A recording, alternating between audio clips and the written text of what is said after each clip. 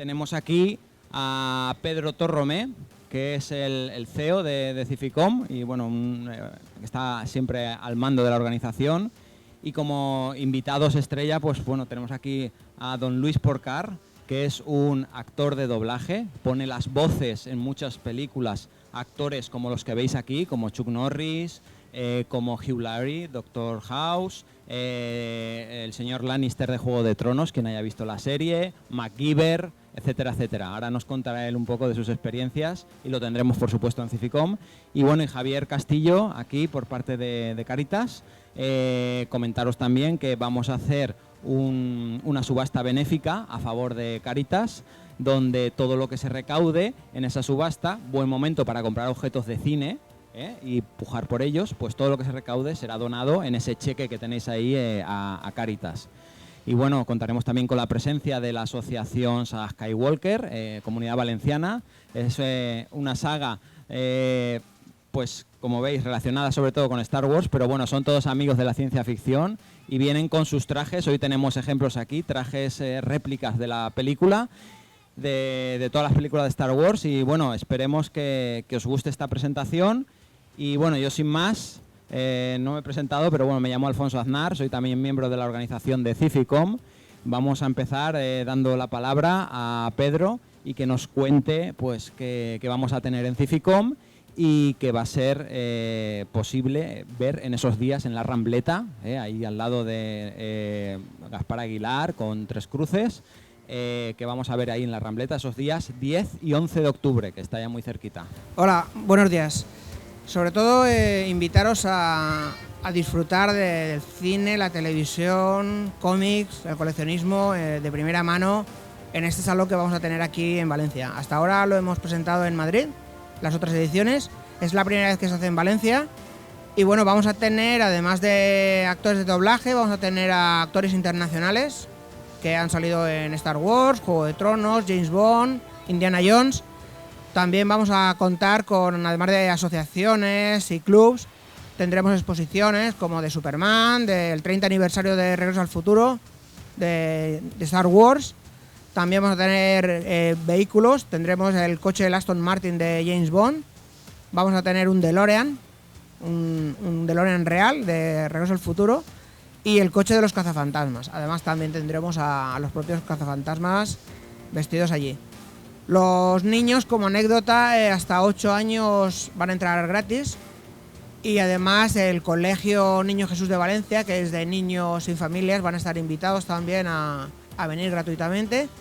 Además tendremos lo que es, como comentaba el compañero Alfonso, la subasta benéfica, que este año va a ser para Cáritas Valencia. Y aquí tengo a mi lado al señor Luis Porcar, que vamos ahora a ver un vídeo suyo de resumen para que todos nos familiaricemos con su voz y en imágenes. Hola, enfermillos y familiares. Para ahorrar tiempo y evitar charlas aburridas, soy el Dr. Gregory House. No dispares. Soy la encarnación del diablo. Que levante la mano quien se venga conmigo. Quite esto de mi vista enseguida. Su currículo dice que su segunda especialidad fue artes culinarias francesas. No se apuren, la mayoría de sus casos los resolvería hasta un mono con un frasco de analgésicos. Espero no equivocarme con ustedes. Y estás deslumbrante, es lo que quieren. Quieren profesionalidad, nada de locazas, pero sin perder el toque femenino. Vuestra maldita prima, esa bruja de Volanges, quería apartarme de Madame de Tourvel. Lo ha conseguido y estoy dispuesto a hacer que sufra por ello. ¿Le dijo Kimberly que yo rodé el accidente? ¿Cómo dice? Llevé la película a los inspectores de Point Conception y se la enseñé a un ingeniero nuclear. Wildon, ¿podrías llevarnos de Grayskull con ese invento tuyo? ¿Desde luego? ¿Hasta la hechicera? Jamás les dejaría ejecutarte, ¿es lo que temes? ¿Crees que dejaría el Impane cortarte la cabeza? Eres un Lannister. Vamos en el mismo paquete. No puedo dejar de pensar en ti. El hombre que nos ha salvado la vida. Y si acepta mi recomendación, señor, estará en el SG-1. Entonces cuéntale a la enfermera Hathaway la ley de Coulomb. No querrás que me ponga los guantes. Es hora de matar o morir. No podéis autoayudaros porque sois unos mierdas. Me dijeron que habías muerto. Sí, yo también lo oí. ¿Cómo te trata la vida? He estado mejor. ¿Tú has hecho todo esto? Siempre lucho solo. Creía que ya lo sabías. Lo había oído, pero hasta que no lo viera. Pues ya lo has visto.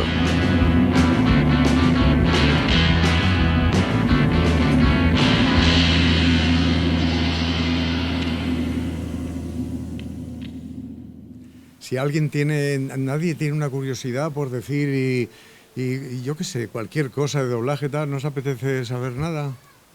Sí.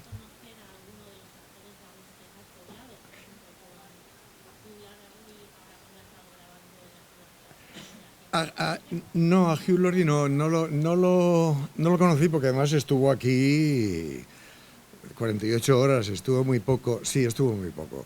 Y luego fui a Madrid a doblarlo porque además como salía George Clooney también, y los sabía doblar a los dos, obviamente no podía doblar a los dos.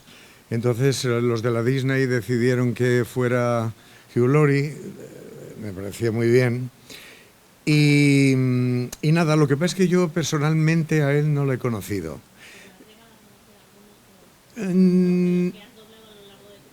Sí, pues no a nadie, porque a John Malkovich lo vi un día en un estudio en Madrid que iba a hacer una publicidad y él estaba por allí porque él era muy amigo del director de la Filmoteca y tal y cual. Y lo vi y no me atreví a decirle nada, primero porque no hablo tanto inglés como para poder charlar con él y explicarle. Digo, a lo mejor que le digo que soy el que lo dobló y me da una bofetada, yo qué sé, no sabía tampoco cómo reaccionaría, ¿no? Y el caso es que con él tengo una anécdota muy graciosa porque había un chico que tiene una galería de arte en Londres. Un chico que es de aquí, de Logroño, vive aquí su familia y tal. Y me localizaron para algo, para hacer un vídeo pequeño en el que yo decía quién era, que era Luis Porcar, he doblado a tal, me dedico a doblar películas, todo eso y tal. Entonces ellos tenían idea de hablar con Malkovich, porque es muy amigo del director de la Filmoteca de Madrid. Entonces estaban en tratos a ver si lo convencían para que hiciera lo que ellos querían. Ya te lo digo. Y entonces, por fin sí quiso, porque tenía problemas, tenía que ir a un festival de Cannes o de Viena o no sé qué, como siempre está de aquí para allá. Y por fin sí pudo. Pero es que se trataba de, por ejemplo, yo me puse en un sitio, como aquí en una mesa, entonces me llamo Luis Porcar, y soy actor de doblaje, le he puesto las voces a John Malkovich, al otro, a Chuck Norris, a George Clooney, a no sé quién tal, ¿no? Entonces luego al final decía, si ustedes ven este vídeo y me oyen a mí, es porque no ha podido ser lo que queríamos, pero si me oyen hablar en inglés, no seré yo, será John Malkovich. Entonces John Malkovich yo no sé cuándo fue ni dónde lo hizo, pero luego este chico me mandó un DVD en casa que lo tengo y además anda por ahí, por los internets y todo eso, me lo han dicho que va, y es estupendo porque este hombre me dobló a mí. O sea, claro, yo de repente vi la imagen y decía, my name is Luis Porcar, y no sé qué, todo lo mismo que había dicho yo en inglés. No me digas, yo me quedé, yo digo, es que es increíble. Y esto era para presentarlo en Londres, en un ¿cómo se llama? Una galería que hay, no sé cómo se llama, y que aquí en Madrid, allí en Madrid había también una galería donde yo lo hice, que es una galería, no sé cómo se llama, muy importante que hay ahí al lado de Barquillo, y es un videoartista. Y yo no sabía lo que era un videoartista porque no sabía lo que era. No entendía por qué iban a poner allí a un tío hablando en que era yo, diciendo o una de dos, o que era John Malkovich o que no era John Malkovich. Pero por lo visto tuvo mucho éxito. Pero es una anécdota que a mí me encanta porque, vamos, que a mí me doble un actor americano, además que yo lo he doblado mucho y que a mí me gusta mucho doblar a él. Y era una cosa muy curiosa, no me digas que no es una anécdota, que a ti te doble, como si viene ahora George Clooney y me dobla a mí en una tontería que yo grabe y que diga algo, ¿no? En fin, son cosas que pasan en la vida. Más... Dime. ¿Perdona, cómo? ¿Cuánto se tarda? Pues mira, pues bueno, el capítulo entero se tarda 2 jornadas. O sea, una jornada es de 8 de la mañana a 2:30 de la tarde. y otra jornada es de 3:30 a 10. No necesariamente todas esas horas hay, a veces se terminaba antes. Lo que pasa es que ahora en doblaje, cuando yo empecé, estábamos todos alrededor de un micrófono y hablaba uno, hablaba el otro, tú te retirabas para que el personaje que tenía que hablar y que había ensayado hablara, pero ahora se dobla todo por bandas, que por una parte es más frío para trabajar, pero por otra parte es muy práctico, porque tú llegabas antes a las 8 y estabas allí toda la mañana, a lo mejor para decir 4 chorradas, y tenías que estar allí hasta las 2, si no metías prisa o decías que te tenías que ir y te lo arreglaban. Pero ahora no, ahora tienes en una película, por ejemplo, en House, siempre, no sé si sabéis lo que son takes. ¿Tú tampoco? ¿Tú sí? Bueno, un take es un fragmento de una película, es un... Se corta, antes se cortaba en fragmentos, de manera que tú lo pasaban por un anillo sin fin, entonces tú veías una cola blanca y entonces se veía una imagen en la que aparecía tu personaje, decía una cosa, la otra le respondía, él volvía a decir no sé qué otra cosa, otro decía no sé qué en una esquina, y se cortaba ahí, y entonces se veía otra vez la parte blanca del magnético, y entonces volvía a aparecer la misma imagen, ellos hablando en inglés o el idioma que fuera, y entonces tú ya te lo ibas estudiando y veías tal y cual. Entonces, claro, esos takes son, digamos, las partes que tienes tú en una película para doblar. Entonces, en House, por ejemplo, yo siempre tenía 50 y tantos takes, 58, a veces 50 o 52, que es bastante, en un capítulo es bastante, pero tampoco es todo. Los demás personajes también tenían sus escenas. Claro, eso yo iba por la mañana, generalmente no quería ir a las 8, iba más tarde, y lo hacía todo seguido. Lo haces en una banda y a lo mejor a la 1 pues lo había acabado. Y me iba a mi casa o nos íbamos a comer o tal. O sea que lo que pasa es que una película se tarda, un capítulo, que no es lo mismo que una película es más larga, claro. Y hay películas, yo qué sé, películas como, pues eso, La Guerra de las Galaxias, o cuando hacíamos El Coloso en Llamas, que vosotros casi no habíais nacido, pero fue la primera película que yo doblé. Y entonces, pues claro, ahí me acordé que estuvimos 5 días. Y con El Exorcista, que El Exorcista, imagínate de cuándo es, que tampoco había nacido casi nadie, pues empleamos, yo no sé, creo que 2 meses o una cosa así. Pero es porque hay películas en las que los americanos, sobre todo los americanos, se ponen muy pesados. Y entonces en este sitio, en Hollywood, en Hollywood, pues en Los Ángeles, mandaban pruebas de los personajes, del cura, de la otra, de la niña que gritaba en la cama, de todo. ¿Vosotros habéis visto la película? Supongo que sí, ¿no? ¿Sabéis de qué os hablo? Bueno, pues nada, mandaban. Entonces a mí me probaban para el Padre Carras, entonces el Padre Carras luego probaron a otro, lo dirigía este actor español que aquí ya murió, que era de aquí, que ya murió, que era Fernando Rey. Y entonces así estuvimos con pruebas, pero no doblando la película en sí, sino con pruebas, con otra vez pruebas, con escenas, con cosas. Al final, en fin, a mí no me gustó lo que quedó hecho, porque siempre que se meten tanto ellos, que son los que inventaron el cine, la empastran. Siempre la empastran. Cuando nos dejan a nosotros que lo hagamos, a los profesionales aquí que sabían, los mezcladores, los directores de doblaje, todo eso, sí. En cuanto querían inventar el cine y tal y cual, la fastidiaban. Siempre. Pero bueno, no quiero dar nombres porque luego todo se sabe. Pero sí, y yo he estado en todos los pringues esos, en todos he estado yo, metido. Una cosa para otra. Veamos que una película normal dura 3 días, por ejemplo, y un capítulo de esto se dobla, pero vamos, 1 día y medio, a lo mejor 2 días, depende del diálogo que haya y tal, pero vamos, más de 2 días, más de 1 día en un capítulo no. Juego de Tronos y todo eso, no, Juego de Tronos también en 1 día se acababa, o sea que las series en general en 2 jornadas están acabadas. En fin, parece que vamos a estar un mes para doblar y hay gente que te dice tan poco y tal y cual. Pero es que se trabaja así. Y como además ten en cuenta que tú cuando vas a doblar una película, lo que estás viendo es a unos señores que han trabajado con un director, que han trabajado mucho durante un mes, 2 meses, han ensayado, han planificado y más o menos se han currado la película. Pero tú lo que haces allí cuando llegas es encontrarte con un actor, concretamente, por ejemplo, yo llego y me encuentro con un actor, mejor o peor actor, pero que me está dando ya lo que él ha hecho, ¿sabes? Me está dando lo que él ha hecho. Entonces yo lo único que tengo que hacer es copiarle todo lo que pueda. Hay veces que, francamente, te da un poco de corte porque piensas que él está mejor que tú, que de todo hay.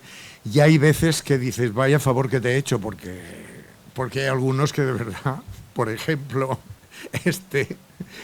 creo que es sí. Sí, porque ese chico, lo estaba diciendo antes a no sé quién, es que este hombre era karateca y no era actor. Y luego ha sido muy famoso y ha hecho películas de estas y a la gente le encantaba. Yo me he hecho 80 o 120 películas, no sé las películas que he hecho de él. Aparte de estas de... ¿Cómo se llama? Sí, las películas no. Esas las hacían otros actores que luego se enfadaron mucho porque la serie hicieron pruebas en Telecinco y nos eligieron a otros, pero bueno. Pero yo a él lo doblé en una que se llamaba Los Mercenarios, estos que había aquí, que salían todos estos, hace poco, aquí en Valencia además, porque mandaron de Barcelona los tapes y lo hice aquí. No, en esas películas de, ¿cómo se llamaban? Que era un mercenario que se iba a un país árabe. Delta Force. Doblé 2 o 3 películas de esas, también lo doblé. Lo he doblado mucho y mira, ya me acostumbré a él. Para El Exorcista, y ya te digo que los americanos mandaban unas alcachofas de esas antiguas de micrófonos, que no eran los modernos que teníamos esos, ¿cómo se llaman? Newman. Sí, los de resistencia, esos grandes, ¿no? Sí. No, pero ellos mandaban eso, que eran las alcachofas de los años 50, unos bichos así, pero querían ese tipo de sonido así, que ellos creían que sonaba mejor y tal. Luego no, luego trajeron uno que era una cosa como este dedo mío, y aquí tenía era un micrófono que lo ponían en aquel rincón de allí, y yo estaba aquí en el atril, en el micro. Y entonces yo le hablaba a la chica, a la niña, era otro médico, no con el que me quedé, el otro al principio. Y decía, no, tú háblale. Y decías, Regan, ya verás cómo te pondrás bien y tal, espera tal. Y yo decía, pero ¿se me va a oír desde allá? Y dice, sí, tú no te preocupes, tú habla como si te hablara. Y querían que hablara como si me hablara a la camisa, o sea, era increíble. Y así lo hice. Claro, luego no se hizo con ese micrófono porque era una patata aquello, pero ya te digo que inventaban concretamente el cine y luego el sonido, cuando fui a ver la película allí en el Callao, me acuerdo, pues habían hecho con la mezcla lo que les había dado la gana y el sonido era una basura. Que el sonido se llevó Oscar ese año en Hollywood, claro, a la mejor banda de sonido. Todos los ruidos, las cosas, los gruñidos del demonio, todo eso, le dieron el Oscar. O sea, que fíjate tú cómo era la banda sonora de esa película. Bueno, pero aquí no la cargamos. Se la cargaron, nosotros no. La cargaron con las mezclas, que luego los americanos había que mandarles el material, luego lo grababan. Y pasó lo mismo con Barry Lyndon, y pasó lo mismo con el Resplandor. En fin, he dicho que no iba a dar nombres, ya los he dado. Pero sí, o sea, es que cada vez que lo quieren hacer así, luego te encerraban. Me acuerdo que en Barry Lyndon nos encerraban al pobre José Luis López Vázquez, que era el que narraba, nos encerraban en unas cabinas que eran como un ascensor, unos paneles de madera forrada, me imagino, que de fieltro o algo, y tú allí dentro con el micrófono, porque creían que así la voz sonaba mejor. Pero bueno, con los equipos que hay, los técnicos que pueden hacer lo que les dé la gana, y todo es cuestión de manitas. Y hay algunos que las manitas las tienen en los zapatos, ¿sabes? Pero los técnicos, hay unos técnicos fantásticos aquí. Y los americanos, fíjate lo que saben ellos, ya te digo que inventaron ellos el cine. Pero cuando meten la pata, pues la meten también. Pero bien. Y todo eso. ¿Alguien más quiere saber algo? Dime. Yo soy uno de los muchos fanáticos que les gusta, cuando va al cine, se acostumbra al doblaje. Además también pienso que en España tenemos un doblaje que ya nos gustaría tener en muchos países. Concretamente en El Exorcista hay gente que había muerto cuando se dobló otra vez. Bueno, concretamente el demonio era Mimi Muñoz, que era la madre de las Goyanes y todo esto, ¿no? Mimi Muñoz. Entonces era una señora muy mayor, hicieron pruebas para el demonio aquel, yo qué sé, y como la niña repetían tanto los takes y todo, y gritaba tanto y era tan desagradable porque era muy fuerte, ¿no? Aquello, que no es porque seamos los mejores. Como yo, cuando hacía yo, por ejemplo, en Madrid he hecho algunas cosas en valenciano para cuando eran cosas oficiales de elecciones del TeuBot y no sé, todas estas cosas oficiales, pues venía un locutor de Bilbao, otro catalán, otro valenciano, otro castellano y a veces de Canarias también, ¿no? Entonces, claro, los reunían allí a todos. Bueno, yo estaba ya en Madrid, pero venía gente y tal para unificarlo todo y no tener que ir pagando aviones a gente que viniera.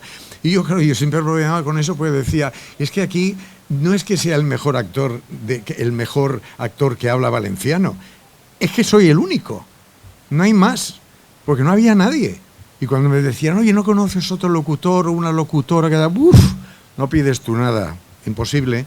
Así como los catalanes sí, en valenciano, y los valencianos que había no hablaban valenciano, y yo soy valenciano, pero soy castellano parlante, pero yo sé hablar valenciano, y sobre todo si me ponen un texto de publicidad y tal, sobre todo que es un texto de 20 segundos o aunque sea un minuto, yo lo hago perfectamente, no tengo ningún problema. Y con esto de las películas estas del doblaje, lo que te digo es que, claro, en Francia, por ejemplo, no se dobla, y si se doblan películas se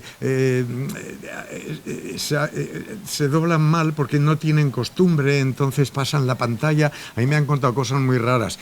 En Alemania a veces doblan, pero generalmente no. Siempre dejan en original, en Londres menos, en Inglaterra. En Italia se dobla bastante y doblan bastante mal. Sí, salvo cuando, por ejemplo, una película de Visconti, que él elegía los actores, o de Fellini, o no sé, o alguien así que cogía tal, pero en general ellos, además los tíos, los de doblaje cobran por líneas. Entonces, cuando tú doblabas una película, nosotros no cobrábamos por líneas, pretendían, pero nosotros cobrábamos por take. Cada take vale lo que vale. Pero te lo digo porque los italianos, que nosotros hemos doblado muchas películas italianas, había una época, todas aquellas de Media Destape y todas aquellas, todas las hemos doblado aquí. Y entonces, claro, los italianos, claro, cuando se volvían de espalda y daban la vuelta y no se les veía, seguían hablando. Pero hablando por los codos, porque cobraban por líneas y resulta que tú luego tenías que meter el texto que tenía, pero tenías que meterlo en la boca, con lo cual era un problema, ¿no? Y luego además los italianos habían doblado una película en alemana, entonces tú tenías que doblar la película que ellos habían doblado del alemán, con lo cual la boca iba por un lado, el alemán por otro, y aquello era un follón para doblarlo, había dificultad. Pero aquí en España siempre ha habido tradición. Y no es un invento del Franco aquel, que eso lo ha dicho mucha gente.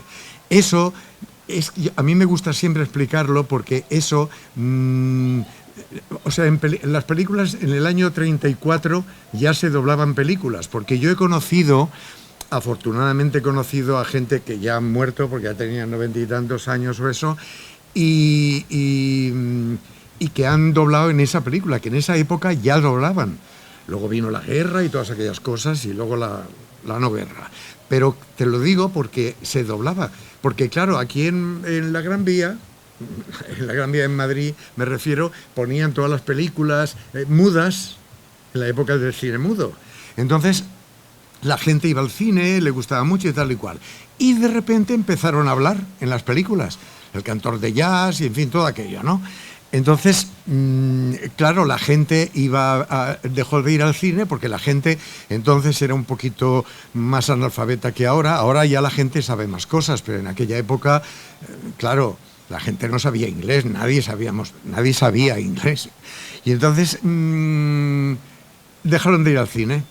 Entonces, claro, inventaron este asunto del doblaje, se lo sacaron un poco, no sé quién, se lo sacó de la manga para iban a París o a Roma, que allí había estudios, aquí en Madrid no había nada, y entonces iban allí. Iban allí y dirigía los doblajes, como era español, los dirigía Luis Buñuel. O sea, que no. Lo que pasa es que luego vino la guerra, luego vino la posguerra, y entonces la gente aquella se encontró con una película que venía con las películas que podían manipular, podían cambiar, podían cortar escenas de besos o de cosas que dijeran sobre España, o la famosa anécdota de Mogambo, ¿no? Que les parecía que Clark Gable y Grace Kelly, no, Clark Gable no, el otro, el marido de Grace Kelly, que viajaban, que era el espeleólogo aquel o no sé qué, o antropólogo, y claro, los presentaban en la película en el doblaje que yo vi cuando yo era pequeño, que la vi en Denia, que yo entonces vivía allí, y la vi allí, y entonces yo recuerdo que dijeron que eran hermanos, porque como luego ella tenía el rollo con Clark Gable, y claro, había, y además, claro, todo el fandango aquel que había del adulterio,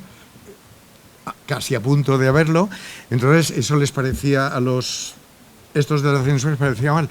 Y entonces lo cambiaron y dijeron que eran hermanos, con lo cual en la película quedaba rarísimo que durmieran los dos en una cama allí. Esa imagen que hay de un matrimonio que se están desnudando, se están metiendo en la cama, discuten de algo, eso que notas que no son hermanos, que son otra cosa, eso se nota.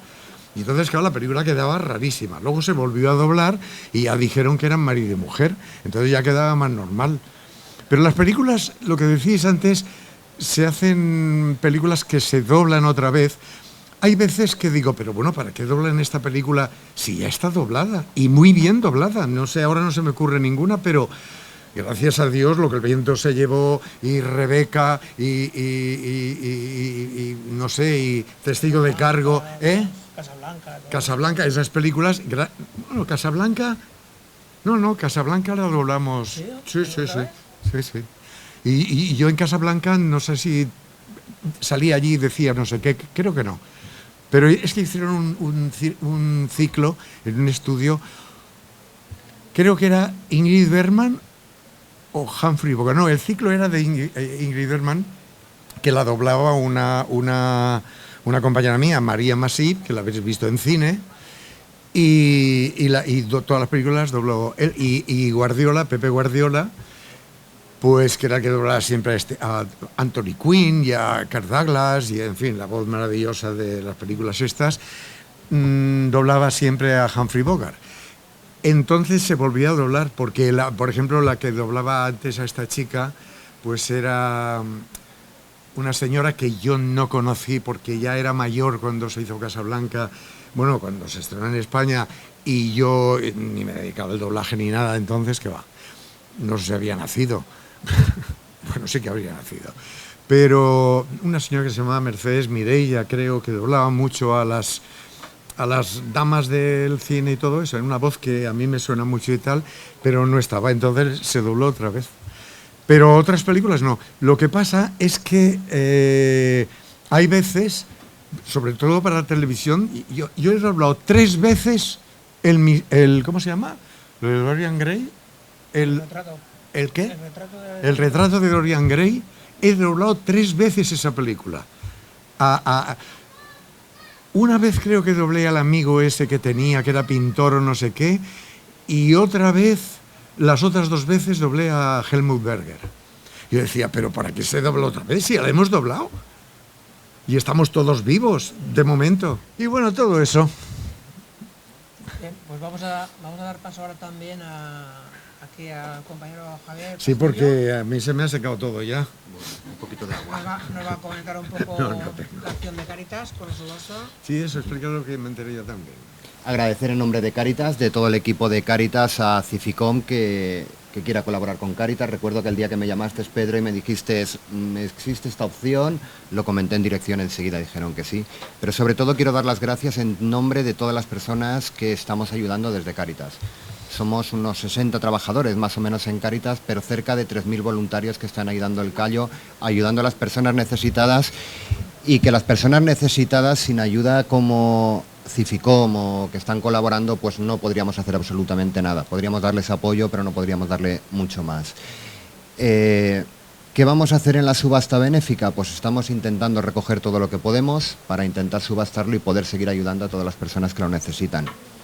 Solo puedo decir por el momento que seguro tenemos ya un traje de Trooper para poder subastar. Es un elemento bastante cotizado y que lo subastaremos allí, y estamos moviéndonos para conseguir bastante más cosas. Todo lo que se saque será pues eso, a beneficio de Cáritas, y vendrá alguien a recoger ese cheque, espero que con bastante cantidad, para poder seguir ayudando a más personas. Y gracias. ¿Y dónde estarán los objetos de...? Estarán en Cificom. Cuando estemos en la feria estaremos allí en Cificom. O sea, que la subasta será allí. Allí en Cificom, sí, el 10 y 11 de octubre. Muy bien, muy bien. Ahora, antes de terminar, querríamos poner unos vídeos de los que van a ser los actores internacionales. Los actores internacionales que van a estar con nosotros, que son Anthony Forrest y Julian Glover.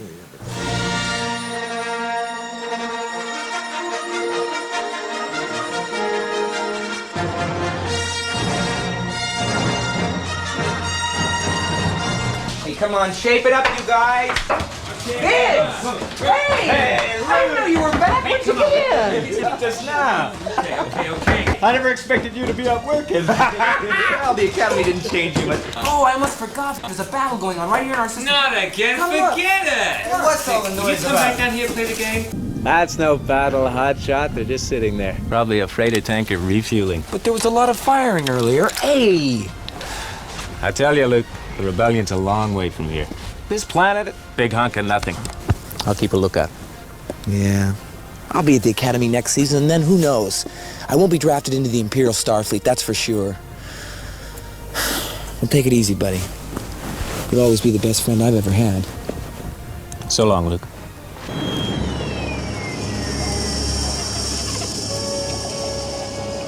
How long have you had these droids? About 3 or 4 seasons. They're up for sale if you want them. Let me see your identification. You don't need to see his identification. We don't need to see his identification. These aren't the droids you're looking for. These aren't the droids we're looking for. He can go about his business. You can go about your business. Move along. Move along. Move along.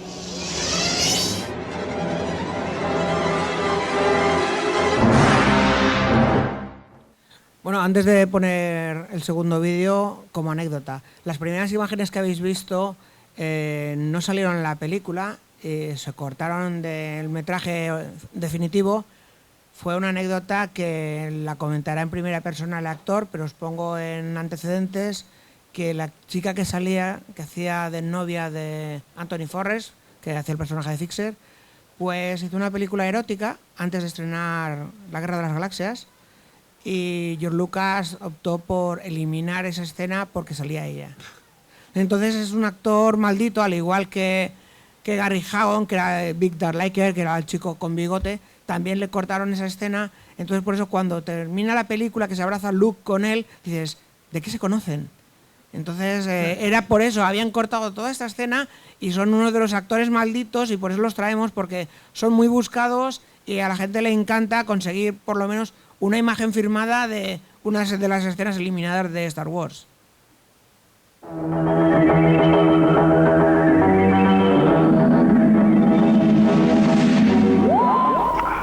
Shadow right across your face.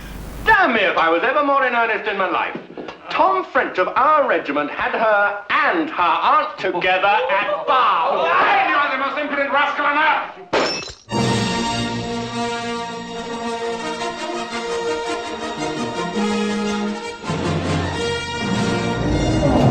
What is it, General? My lord, the fleet has moved out of Lightspeed. Comscan has detected an energy field protecting an area of the 6th planet of the Hoth system. The field is strong enough to deflect any bombardment. The rebels are alerted to our presence. All troops will debark for ground assault. Prepare to target the main generator. Distance to power generators? 17.2 For your eyes only.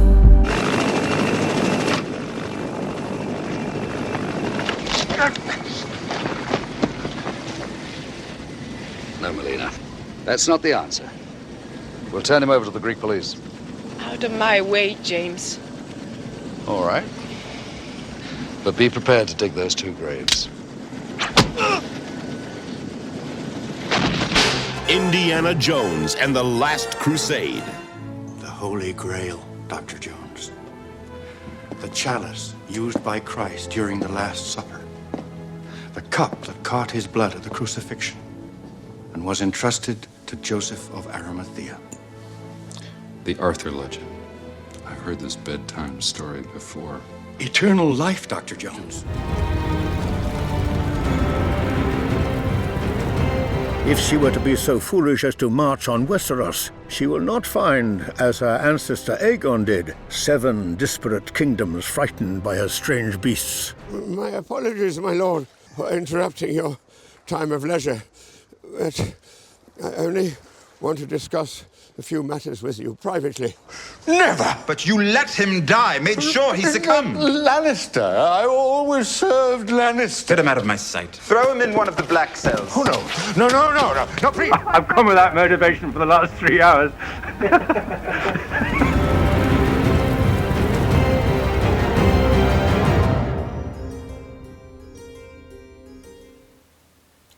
Bueno, como veis, tiene una larguísima trayectoria cinematográfica. Lleva desde 1968 delante de una pantalla.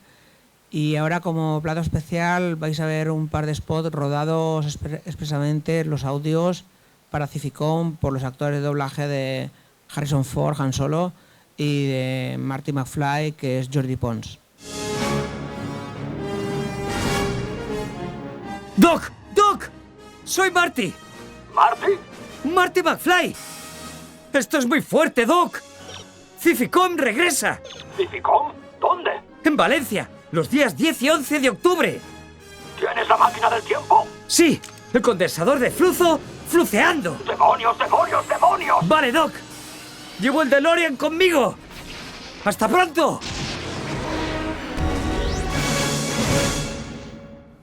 Bueno, ¿qué os ha parecido? Espectacular, ¿eh? Para mí es oro para los oídos. Volver a oír a Jordi Pons después de haberse retirado de la profesión tanto tiempo es una gozada.